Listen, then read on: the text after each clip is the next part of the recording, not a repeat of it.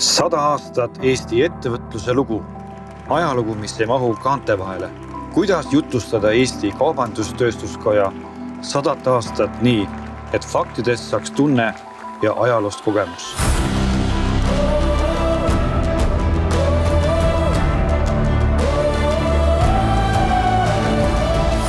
Lugu sündis laval. Arhiivid, fotod ja mälestused tõlgiti ainukordsesse kontsertlavastusse. Muusika, liikumine, sõna.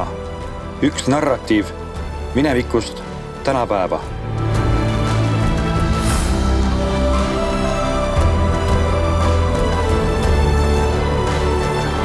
360 külalist, Eesti majandus- ja ettevõtluselu kujundajad, ka president.